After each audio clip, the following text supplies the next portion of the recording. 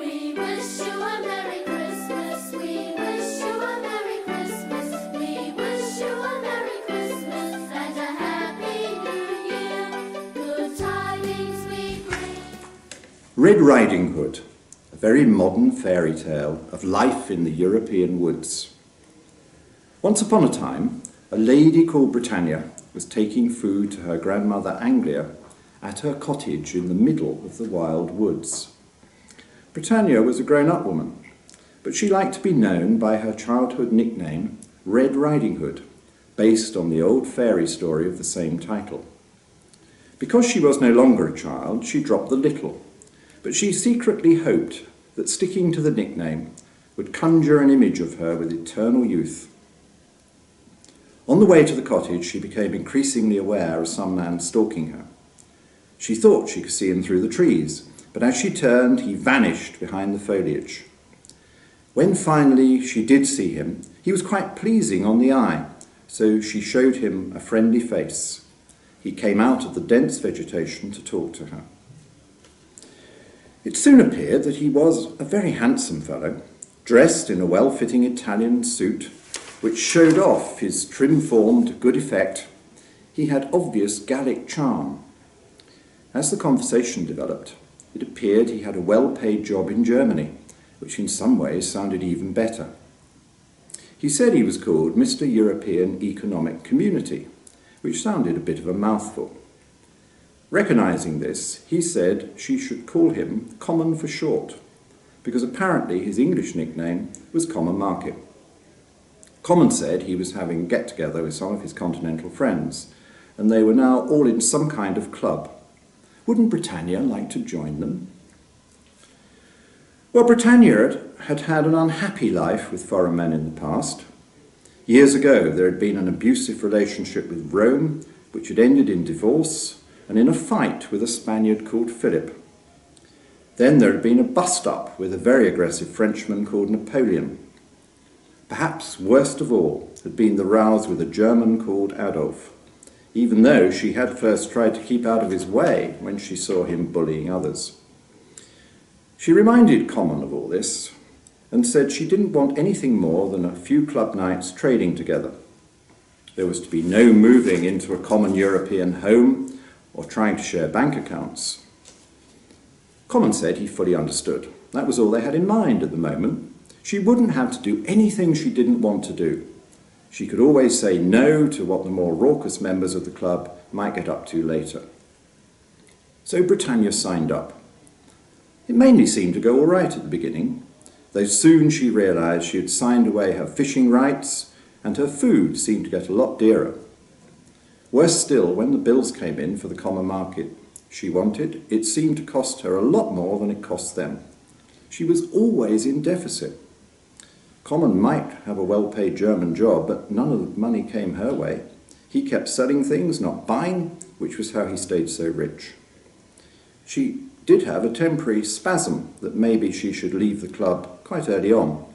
Common and his friends improved the terms a little, and so she stayed. After a few more years, it became obvious to her that not only did she always seem to owe them more than they owed her, but the club subscription that they had imposed was too big. So she complained, and sure enough, she got a rebate. She soldiered on. A few years later, all the other members of the club, led by Common and his German friends, recommended that they change things a lot.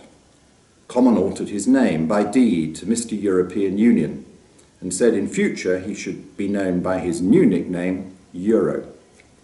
They set out a range of new agreements, saying it was no longer just a trading club to buy and sell things, but a much wider club, covering all the main features of their lives.